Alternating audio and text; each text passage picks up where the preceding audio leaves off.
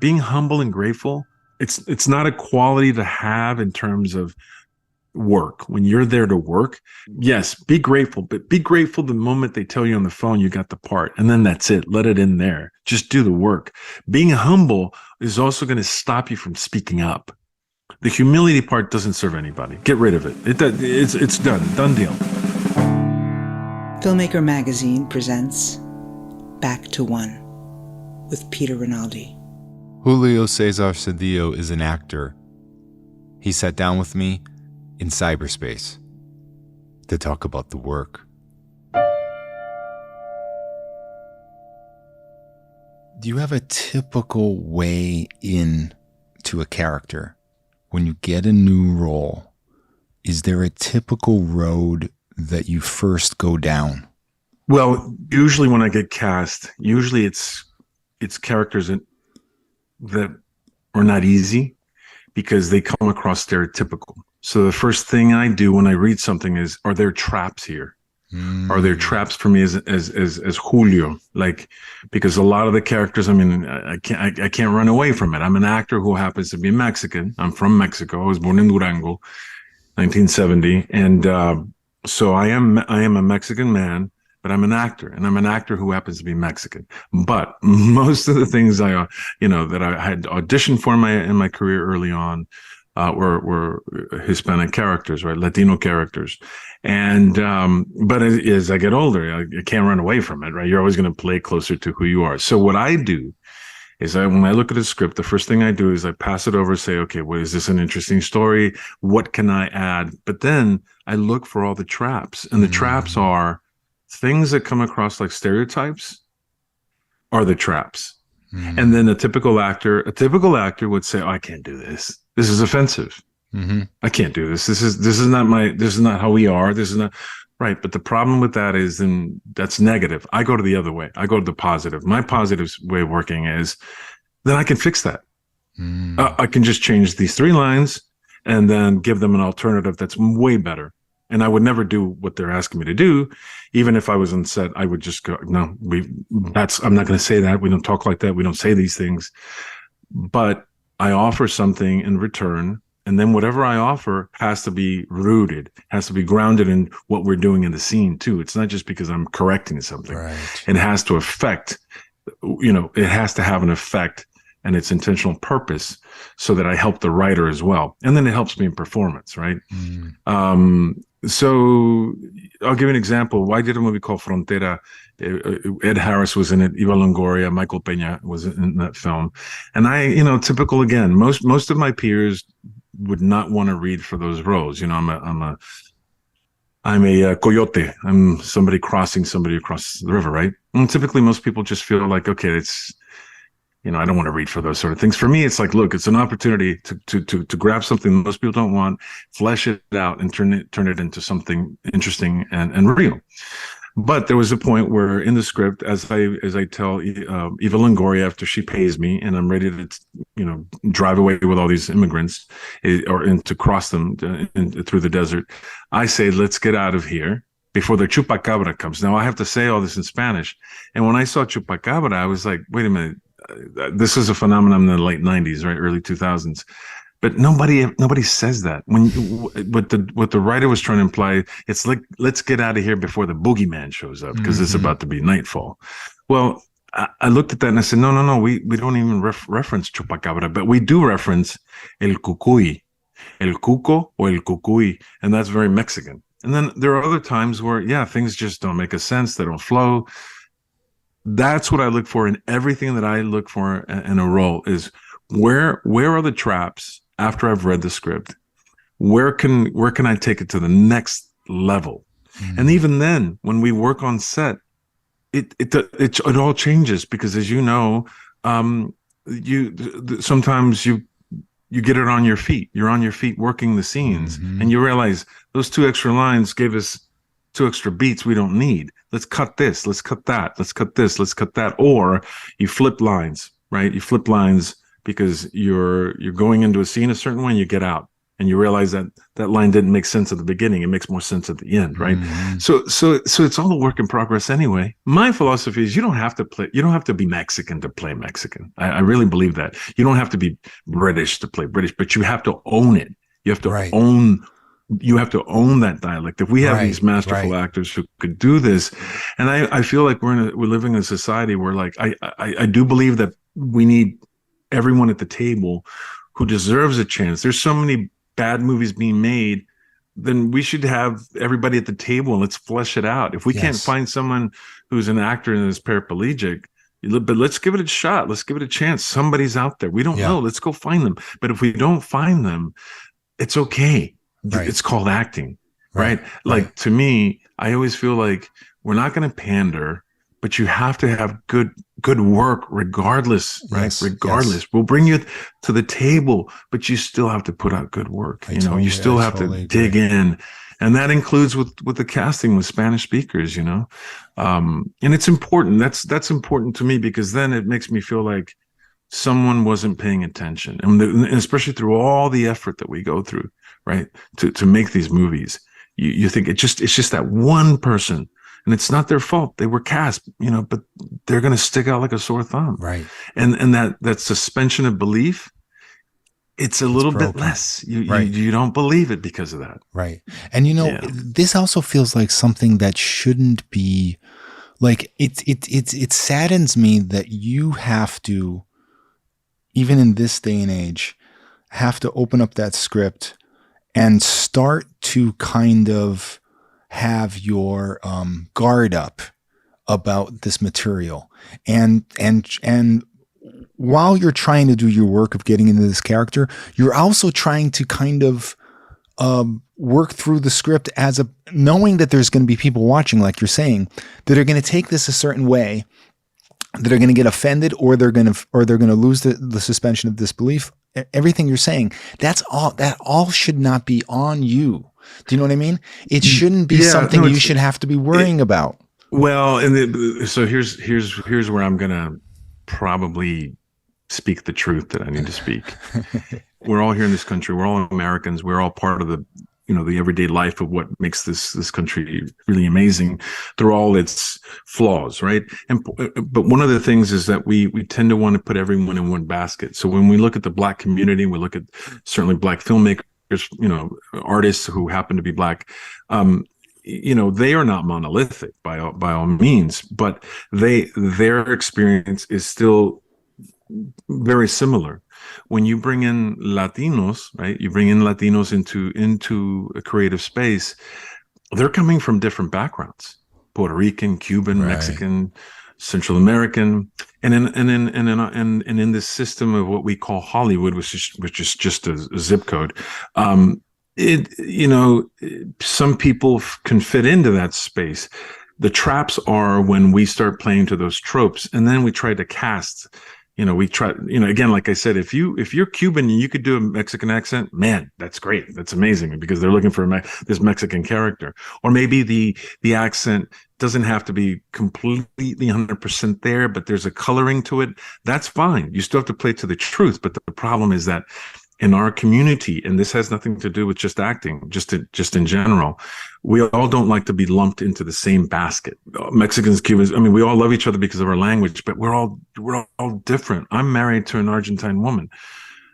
Our cultures are vastly different, but our language is what binds us, right?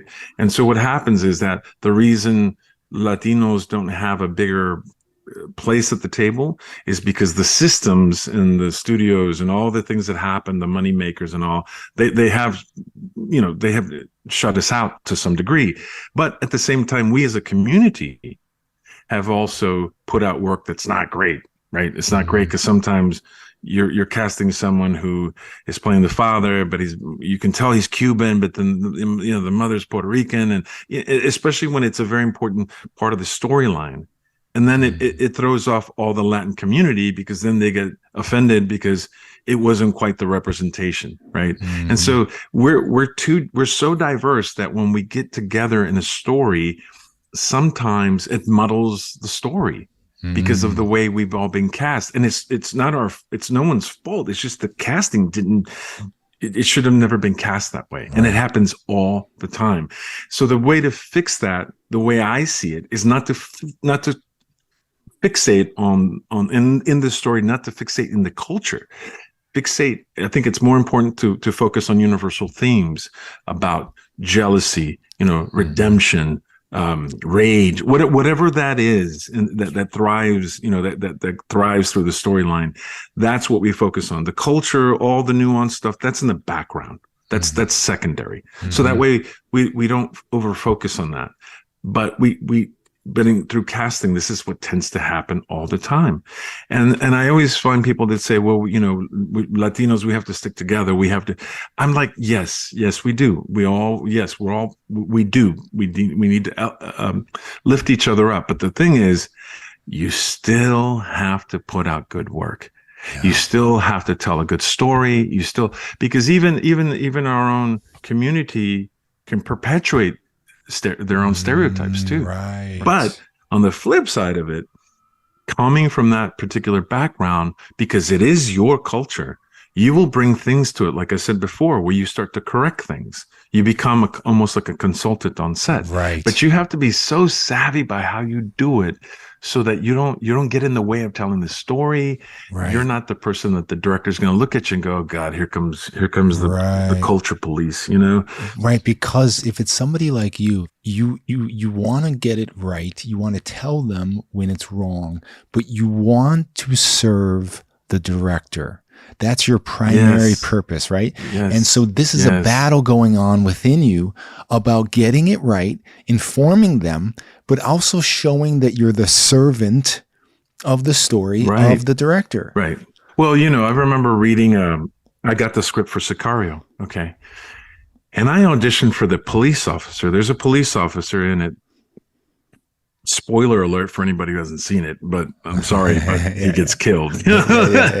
But he's a cop. He's a cop that's kind of a cog in the system in Mexico, where he's having to work for the cartel, and he's doing it because he has to make a living. He doesn't get paid much. He's got a son, and you see that in the script. You see that in the film.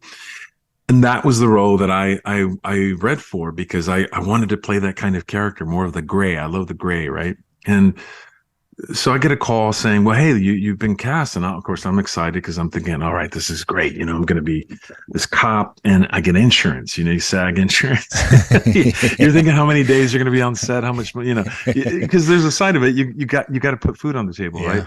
But no, they said, well, no. I said, okay, great. When do I start? They said, well, we're going to have you talk to the casting director, but you're playing a guy named Fausto Alarcón. And I said, Fausto Alarcón? Nobody ever told me. I don't even, because they didn't give me the script, right? Yeah. So I said, can they send me the script? They said, well, they can send you the scene, but they can't release the script yet. I'm like, okay, it's just typical, right? We just get the sides and then we don't know what, we get an idea. But I knew more or less of what the story was about with Benicio, looking for the man who killed his family, right? So and of course he's working for the US, and he's more of a hit man now. So when I read the script, it's written by Taylor Sheridan of 1883 Yellowstone. He's huge now because of that.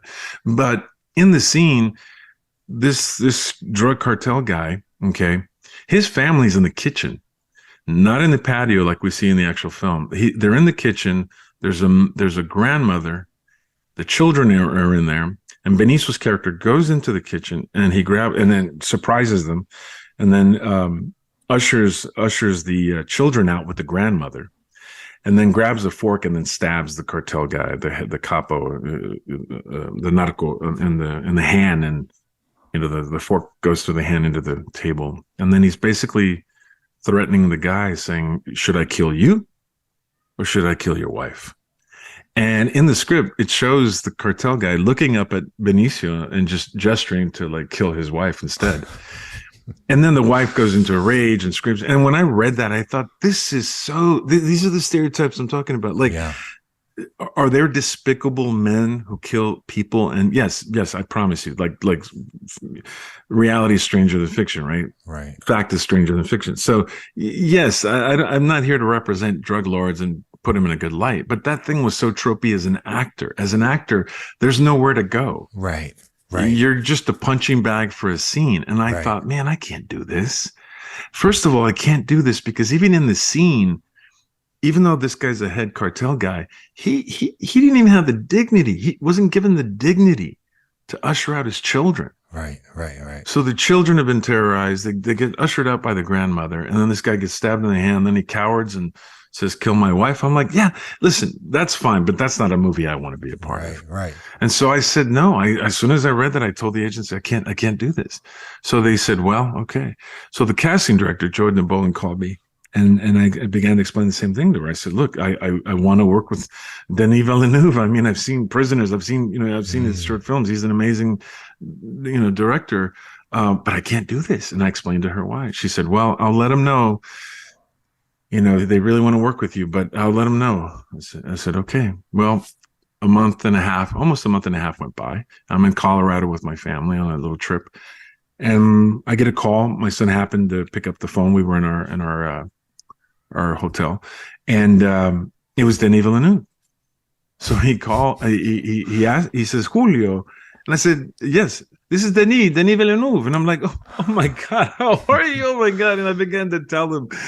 I began to just basically tell him how much I love him and his movies, and I have a lot of respect for him. But then I still respectfully said I can't do it, and I explained to him why. And then he was just elated. He said, "This is why we want to work with you."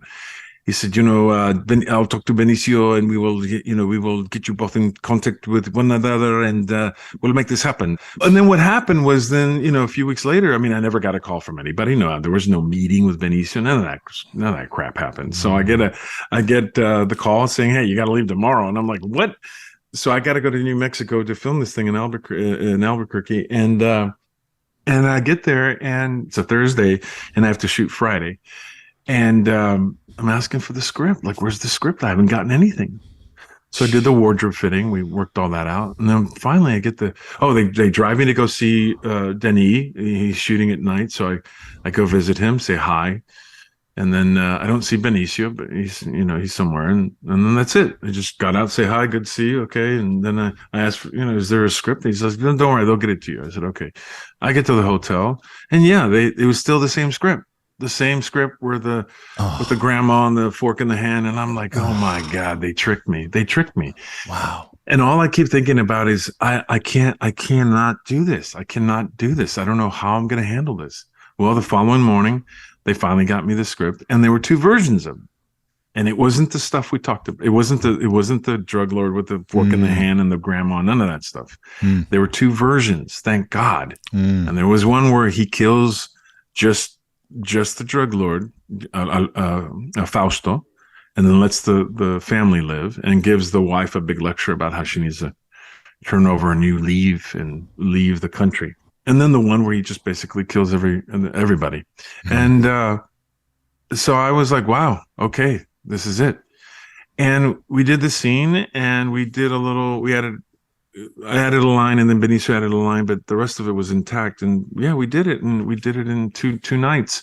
But that's an example of me continuing not to fight the directors or the people involved. For me, it's about protecting the intent, right, of the story. Yeah. Because ego will be your enemy. Ego will always be your enemy.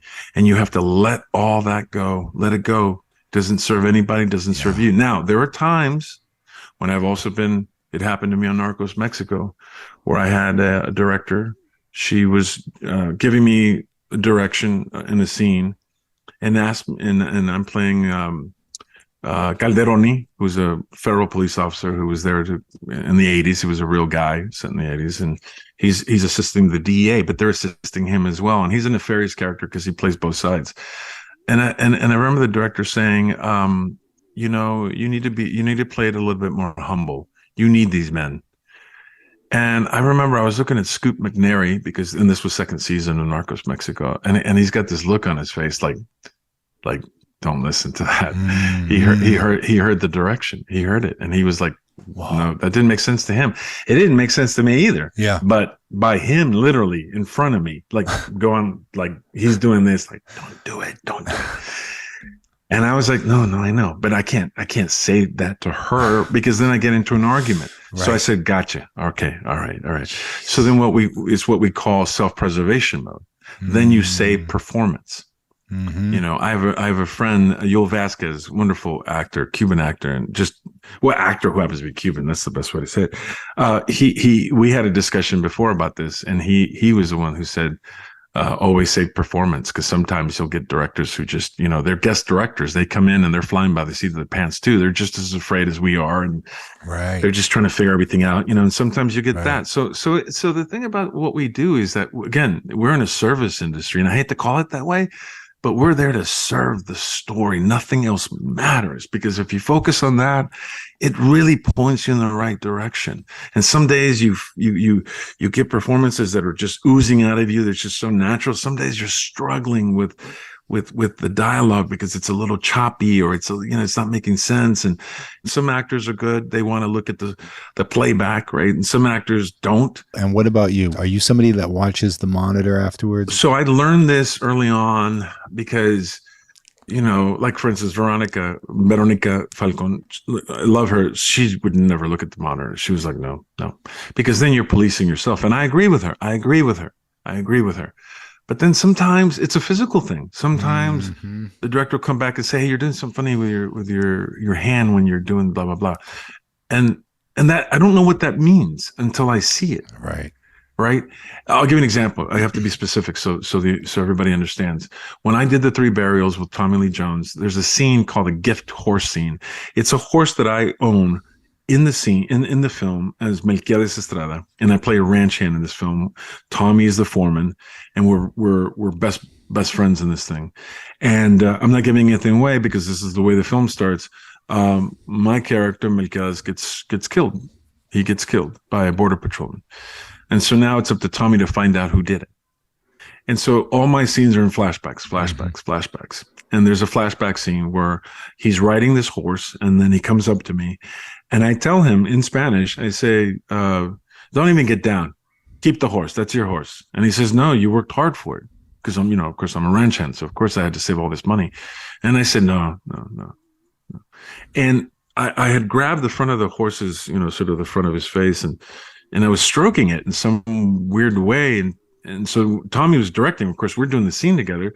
And he would yell, cut from the horse. He'd get down and go look at playback. I wouldn't look at playback. And then he came back and said, hey, don't do this. And it was a stroking motion on the horse's face. Right. Yeah. And I thought, well, no, it's the horse. I love it. And I'm being, loving with it.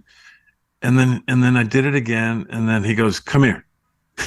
You needed to see and we were losing light, by the way. We were losing light too, which is why he was a little agitated too. So I go look at the playback, and yes, it was just a physical thing. It was a weird stroking thing like this, right. Up and down its face. And you probably didn't even know as you're watching it. You don't understand what you're doing, right? No, what the character's doing. I thought, well, why would he tell me not to do that? Because I'm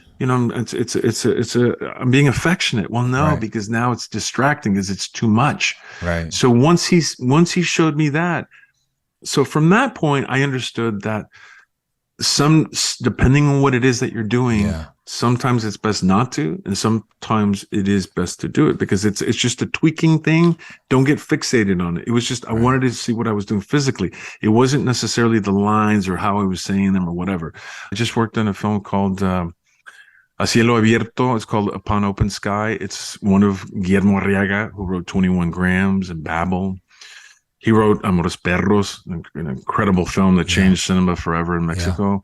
Yeah. He wrote The 3 Burials, the film that I'm in with Tommy Lee Jones. And it was his son that asked for me. He wanted to cast me in it as this truck driver who's involved in a hit and run that devastates the family, because the father is kind of a victim of that hit and run. Anyway, so when we went out into the desert to shoot this in Coahuila, northern part of Mexico, I got to work with kids who have never done a movie before. And we had a lot of things to work through. And I've never been deconstructed as an actor as I have in that film, because I had to walk into that thing working with these kids who were nervous working with me because they looked at me as the veteran. But then I quickly realized I need to let them know that I'm just as scared, and that I'm ready to play with them, and that I'm going to protect them, but I'm going to push them, and we're going to have an amazing experience. And I was going to open myself up to them, and I was going to open myself up to the elements. And it happened on camera because the weather went from scorching hot to freezing temperatures where I was tied to a tree in the desert, dealing with bug bites, dealing with cuts, dealing with there was a rain scene where I was soaking wet and it was 42 degrees outside. I couldn't wear a thermal underneath because it had some kind of plastic, so it was giving me an allergic reaction. Oh, and it was going back to what I said before. We have to be the servants of the story. And yes, I mean, we have to be safe always. We must always be safe on a set, always, no matter what we're doing. But when we've got all that kind of figured out, and we've got that structure where, okay, we're safe. You're going to get you're going to get cut here and there and a bug here and whatever. That's all fine. But when you are working with young people who are trying to find their way in a scene, I can't show up with them acting like an actor. Right. I have to react to what they're giving me, and I don't know what they're going to give me. Right. Because everything is coming out of them in a kind of forced way, and then they find their way, then it's honest. And when they're being honest, I have to react to their honesty. So you have to be, again, open to all that. The beautiful thing for me was here that I wasn't having to, speak Spanish for an American audience. This is all in Spanish. This is all a Spanish speaking film. And it's a beautiful film. So what I love about my experiences is that I go from indies to big studios to television to series, and they're all different tonalities of that same kind of work. And the big studio film was Cowboys and Aliens. I played this guy named it was Bronk, but I wanted to be called Bronco. But it was originally written for someone who was Caucasian, who was, in fact, when I got the audition sides for that, it said Bronk, and the first line was, "Hey boss, who's your friends?" Right? And I'm reading it because it's being written phonetically, right? And I'm looking at this going, well, if I deliver that, that's going to be off-putting because there's plenty of guys who are just talk like that naturally. I don't have to be that guy, right? It's going back to what I said. If you can play Mexican, go at it, right? I'd love to play a white guy who talks like, I'd love to go down there and go down that road. I've been, I feel like I've been around it my whole life. You know what I mean? No, I could do it on stage, but I don't know if I could do it right now. They'd take one look at me and go, what the hell's going on? So of course I couldn't do that. And by the way, that's stereotypical too, what I'm doing, right? Right. And I remember, it goes both ways, right? So my agent was so smart. She said, why don't you read it with a Mexican accent? And I was like, what? And then I realized, I forgot my golden rule. Yeah, it's, of course I got to, look at me. So I did. And so instead of saying, howdy, boss, and it was directed towards Daniel Craig because there's a big ambush scene, and they're riding the horses through this canyon, and Walton Goggins and I, we have to come out running with guns, pointed at these guys, and the scene starts that way. And I'm the first one to notice that Daniel Craig used to be in our gang, and what the hell is he doing with this new gang, right? And so the scene, instead of me going, hey boss, who's your friends? I said in the audition, I said, hola patron, who are your amigos? And it plays. And by the way, it felt like those old Westerns we used to watch. Yeah. But it's also borderline because people are going to say, well, then, that's kind of tropey. No, it's not. I'm a Mexican man saying it. I'm a Mexican man saying it. I'm not playing or pandering. In the audition, I read parts of it in Spanish. And I got cast and I got sent to New Mexico within a week. See that? And they had a big circle. And then they had Paul Dano on one side. They had Keith Carradine, Adam Beach, Olivia Wilde, Sam Rockwell. Harrison had just gotten there because he flies himself in his own helicopter. Walton Goggins is there. I mean, everybody who's there was a name, except me. And it goes back to the imposter syndrome. Like, I don't know what the hell I'm doing here. But then here's where I did know, and it wasn't completely as bad as other movies where I feel that way. I was like, this takes place in the 1800s, okay? and it's in Arizona. It takes place in Arizona. At least the script said that, right? So, but I'm the only Mexican in this damn thing. Yeah. I'm the only Mexican man. I'm the only Mexican actor. Like if anyone belongs here, it's me. Everybody else is the imposter, right? Right. So I'm like, no, everybody else here is the imposter, and that gave me enough space to just have fun and be myself. So when we did that scene, we're about to do that scene. When they gave us the little sides that they cut out for you and they give it to you on a daily, every day when you get the set, you get it in your trailer. Man, that same damn line was there. Hey, boss. Oh God. How you doing? You were gonna say, and I thought, what the hell, script. Man?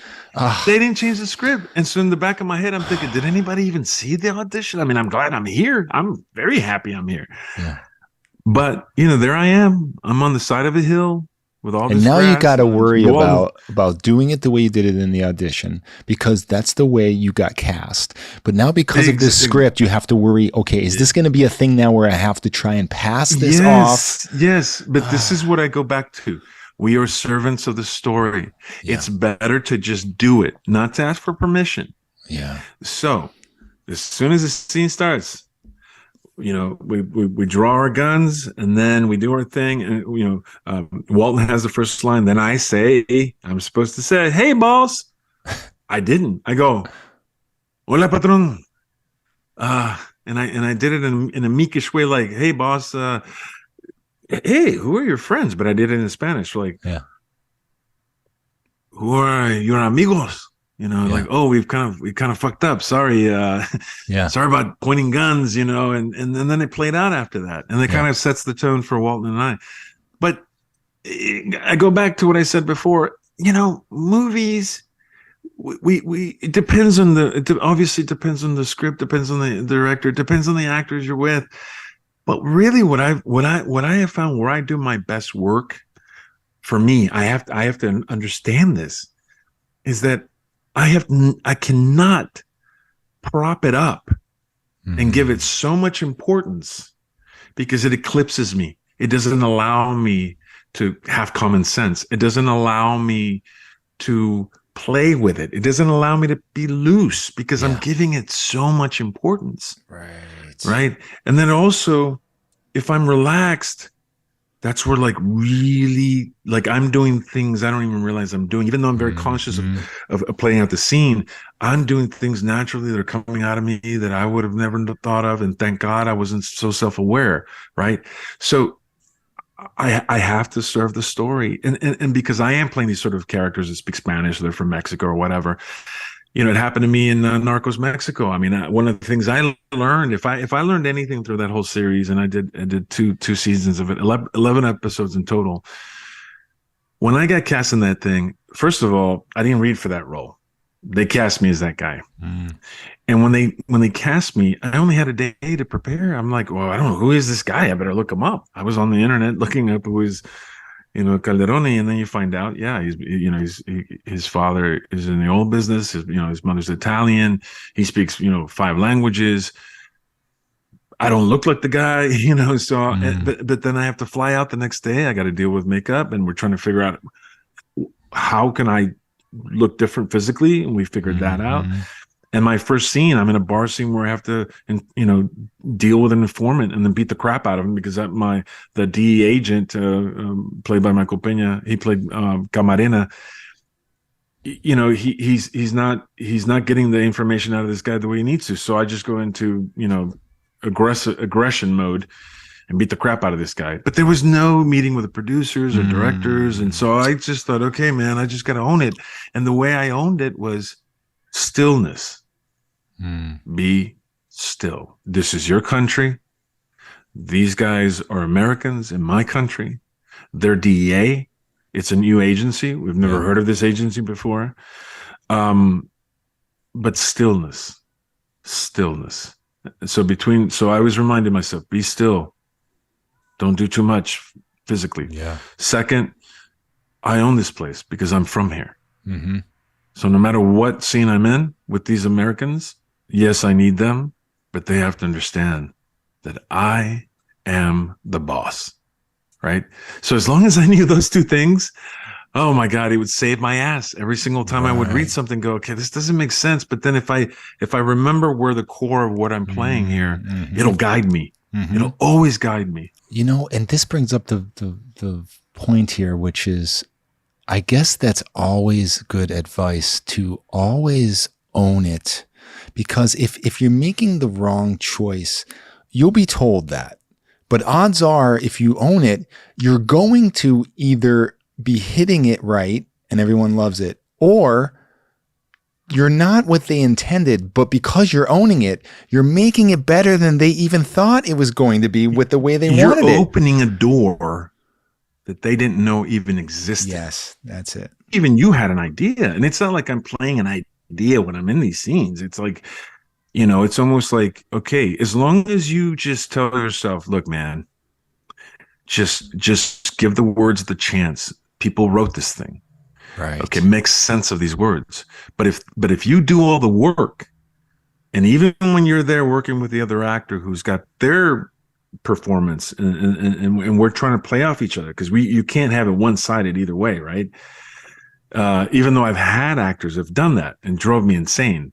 At that point, I go back to what I said: self-preservation mode and save performance. But for me, if people or an ensemble of people can just be open to that, you affect each other. And all of a sudden you find, and because we're in the film world where we're not doing, you're not doing that same performance every night like you do in a play. What happens is when we are all like that, very much sort of a tennis match between all of us, all of a sudden we're making moves that we didn't realize we could make that move. But because we're so open to, we're listening, we're reacting, really, right? You're reacting in a way that, of course, it's natural, but you didn't know that guy was going to say that or she was going to say that.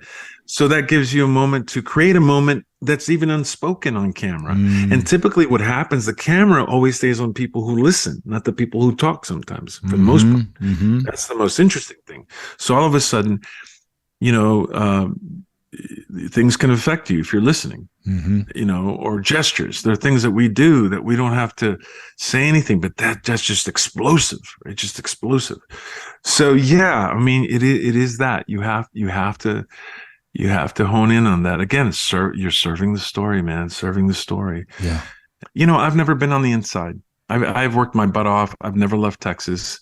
I still live here. I live in a little town called Benbrook. It's a suburb of Fort Worth. I've never, I moved to New York only for 2 years and nothing happened there. And I live with two sisters, good friends of mine. I came back home and I was doing a lot of commercials. I was doing corporate videos. I was doing tons of voiceovers. I just did it all. And I was able to put food on the table, for my kids, my family, my wife. And, but there came a point where there was a fork in the road and I realized, there was one year, I think it was in 2000, there wasn't a whole lot of work here in Texas. We also had a lot of runaway productions. And so there wasn't a whole lot. And I thought, okay, I gotta make some money. I don't want to be a bum. My poor wife, she's working and I gotta do my part. So they were hiring actors to be product specialists for car manufacturers. So they would have car shows and they would call you in and you take a workshop, or it was a training for a week, and then you take a test. And then if you passed it, there you were working on car shows for half the year. And basically you were considered a product specialist. My part was for Pontiac. And so you had to know the Aztec, like I was assigned to the Aztec, probably one of the worst cars ever. Thankfully they got rid of it. The middle console, you could literally fit a 6-pack and they would talk about that. I'm like, that's not a selling point, man. There's going to be the back of the truck. It had a stereo and you can inflate a mattress. And I remember one day when there was a dad who came in and said, "Hey, I'm thinking about an Aztec for my daughter." And I looked at him and said, "No, man, no, that'll be a sex mobile. So I pushed them away from Pontiac. But anyway, so I was working there. I was at the Javits Center. We had just finished a car show there. And I went with a friend of mine. Well, it was a friend that I met who was also a product specialist for Pontiac. We went to go see Amores Perros, one of the theaters there. And when I sat there and watched that movie, it is such a visceral film. And when I saw that film, and when it finished, I told myself, "What the hell am I doing here?" I said to myself, you must hit the target. You might not hit the bullseye, but you must hit the target. I'm pointing the wrong way just because I need money. And so, I went back home, and I also said I was not going to do any more corporate videos, not going to do any of that crap. Wow. I was going to avoid doing commercials, because what would happen is I would go into an audition, and then there was something about my auditions when you would be in the room. We don't do that anymore, but when we would be in the room, there was something weird about my reads. They almost were a little too polished, or a little too contained, or predictable. Yeah. And I said, man, I know what's happening. My muscle memory. My muscle memory is being affected. I cannot do this. And after I saw that Mexican film by Guillermo Arriaga, who wrote the film, I told myself, never again, not going to do that. But here's the crazy part. In 2003, I get cast in it, and it's a Guillermo Arriaga script. That's amazing. That's so amazing. To go from the Javits, to then end up in his film, and then being directed by Tommy. And then later, Tommy casting me in another film, In the Electric Mist, with John Goodman and Peter Sarsgaard. And anyways, by Bertrand Tavernier, the great French director. Anyway, and then to be working with Guillermo again, and his kids who are directors, right, in Coahuila. So I always feel my advice to young actors is always, man, don't worry about it.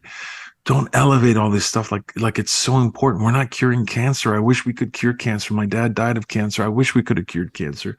But this, we're here to play. And the system does that. When I say the system, it's just our society. Kids today, they'll get on Instagram, and they'll compare themselves to finished work. I'm like, don't. Yeah. You should see all the crap we do on set. If I could tell you, and I want to share all these stories with you, we're just carving out something. The magic happens in the edit. Right. just do your job. Flavor it up a little bit, change it up, do a take for yourself. If it feels weird, then just don't, just run through it really quick. Or it's not you alone are not making anything happen. It's a collective experience, man. Mm-hmm. And so don't compare yourself to the finished product. The other thing is Instagram. For me, it works for me because I have befriended so many incredible people, directors. There's a friend of mine who's a director, Ryan Polly. He's an incredible. He lives not too far from me. We did a short film that's going to take place in the It takes place in the 70s. It's a proof of concept feature film, for a feature film, and he's got a beautiful style. It's very much a retro style, but it's kind of modern, but very retro. I found him. I looked for him and said, I'd love to work with you, and ended up doing a short with him finally. There's a young man who now I call him my godson, Melquiades, who lives in Dallas, a young Mexican-American director. And we did this short called Manos de Oro, black and white, beautiful film. It's been doing well. It did well through all the festivals. Powerful film about a father and son. The father loses sight of his purpose because he has arthritis, and it just opens up all the wounds because of that. I have a friend named Ryan Booth, cinematographer. I mean, I can go on and on. I've engaged other people on Instagram. So when actors are saying, how do I work? Oh my God, look amazing. On Instagram. Yeah. They're right around the corner. Yeah. There are kids that are doing film theses, right? They're film thesis on whatever topic. I'm like, go over there. Even if you didn't study acting and you want to be an actor, go tell them you're an actor. Yeah. They'll put you're for free, right? Well, go. It's a shot you got. It's like everyone seems to be short-circuited, right, because of that. And so it's all around us, but somehow you got to think outside the box. Yes. So the other thing I tell the actors is like, man, if you're scared about something, do it. If you're questioning it, you're playing it safe. Mm-hmm. Go do it. Mm-hmm. This Black Demon film I did, I don't know how to swim. It takes place in the ocean. And I remember telling the director, they offered me the part, and I said, "Look, I don't know how to swim." And the producer goes, "Well, you don't have to. They're all scuba diving scenes, in the ocean." I'm like, oh, "Okay, well that sounds easy. Like, what are you talking about?" But then I thought, you know what? He's right, man. I should do it, and I did it. Wow. But the thing is, it wasn't easy. Now we shot. We didn't shoot in the ocean. We shot at Pinewood Studios, a big 60,000 square foot pool for films that take place in the ocean. and the middle part of it drops down to about 20, almost 25 feet, right? So you still have to do scuba work down there. I spent 5 hours underwater. Jeez. After having COVID. 10 days after, I isolated for 10 days, 3 days after I was isolated, I had to go down below the water. And let me tell you, there's no acting because the regulator is blowing, you got the bubbles going, you've been pressurized, you've gone down. There are actually lights down there that they're rolling around. All these men that are in scuba gear. You've got a director above water, second unit director, just directing you. Jeez. He's got a mask on. He also has a thick Dominican accent. There is no you can't act. You're just going to do and just let it happen. I have a friend of mine, Lou Temple, wonderful actor. We always call ourselves lunchbox actors. It's just salt of the earth, blue collar, man. You show up with your lunchbox. You get a lunch break. You clock in, you clock out, and you get back in there. Sadly, we live in a celebrity fixated world. And so everybody's the amount of vanity, the amount of people who are, influencers, all that stuff. I don't understand that. I'm sure it has value somewhere. I don't preoccupy my mind with that, but you can't escape real work, hard work. And that's it. Just can't replace it. But you work with some of these people that are celebrities like that. When they show up, are they just taking out their lunchbox too? I think the good ones, I can certainly tell the good ones because I've worked with a lot of good ones. The good ones, what they're very good at, and the good ones are good at this, is that they don't focus on themselves. They focus on the other actor. And what they do is that they want to make sure the other actor is comfortable being with them because they know that it can be odd, especially if you're going to spend a lot of time with them. When I worked in Cowboys and Aliens, Daniel Craig, oh man, he was awesome because he would do a take and he'd have fun with it. He wasn't trying to make it perfect or trying to impress anybody. In fact, I think, and he's never said it, but the impression I got from every time I'd see him do something on set, because we were together a lot, is he wasn't quite self-deprecating, but he would make fun of himself. Mm.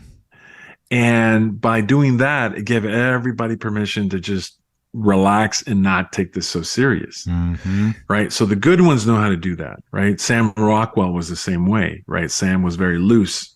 Walton Goggins, he's a very intense actor, but he was the same way. They're all the good actors know that, hey, I can't do it without you. Mm-hmm. All the good actors know that I have to let you know that what we're doing is bonkers, but we still have a job to do. And there's a lot of people here who it took a lot for them to be here, especially if something costs $150 million, right? That's Cowboys and Aliens. Jon Favreau, his approach to all the actors was he would get us in a circle, like I said earlier. He would tell you exactly what we did the day before and what we're going to shoot tomorrow. So you kind of know where you are, but he would also tell you where you are in your place in the script. So that way you had it fresh in your mind because he would say, remember when you guys did this and you wrote in and then this happened. Okay. This is a continuation of that. So we just need to worry about this, and that, whatever. But he would do it in such a way that it was so infectious. It was so playful. And then you would just go off and just focus on that one little thing he said. Mm-hmm. And that guy is an actor too. So is that the part that is the secret there? Him being an actor, knowing what an actor needs. Yeah, I think a good director, and certainly John is a phenomenal director because he has that actor language, right? He speaks actor lingo. Is that he knows how to cater to different actors and their needs, right? Because of the same thing we said earlier, where one's really good, is good 5 takes, and then later the other one is better as you go along, right? So John is like that. But I've also had directors that are very cerebral.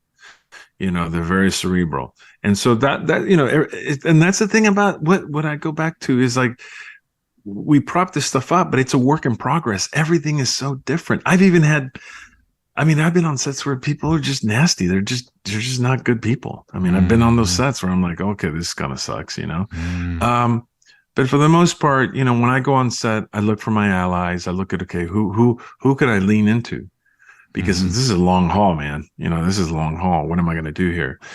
So for me, it's, again, I'm just a I just clock in and clock out, and I'm always going to be playing these characters, who speak Spanish and English, and I'm okay with that. I don't take offense to that. And there are times that I'll read something and I go, God, this is so, there's nothing inspirational. There's nothing there that I've done there, been there, done that, whatever.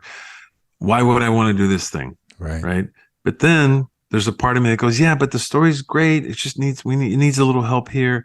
You know what? I'll do it. I'll do it. Cause that's what I do that's what I do. That's my calling, And then we get on, like, that's what I mean. Like, being humble and grateful. It's not a quality to have in terms of work when you're there to work, because being grateful, listen, yes, be grateful, but be grateful the moment they tell you on the phone you got the part, and then that's it. Let it in there. Just do the work. Being humble is also going to stop you from speaking up. Yes. Because the humility aspect of it doesn't serve anybody. Right. The humility part doesn't serve anybody. Get rid of it. It's done deal. Being decent and polite is a must. That's but different. Being humble it goes against the work ethic. Totally. Because then you're going to let things slide that you shouldn't. Yeah. It's not going to keep you from speaking up when you should, because you're an asset. You are an asset. They can tell you no, but that's fine. But you got to speak up. You got to do the work. You got to serve the story. You have a solution. You can make this stuff work. I think actors, we tend to pontificate too much, but the ones I think that are good, just do the work, man. They just do the work. They know their instrument. They know their tricks. They know what they're good at, and they lean on that a little bit, and then they open up a little bit more on this other side. So I've learned that, but I always feel like, no, man, you only got one life to live. Just go play. Just play, Julio César Cedillo, thank you so much. Hey, man, I appreciate it. Back to One is a production of Filmmaker Magazine, which is a publication of The Gotham, formerly IFP. Listen to back episodes of this podcast at filmmakermagazine.com or wherever you get your podcasts.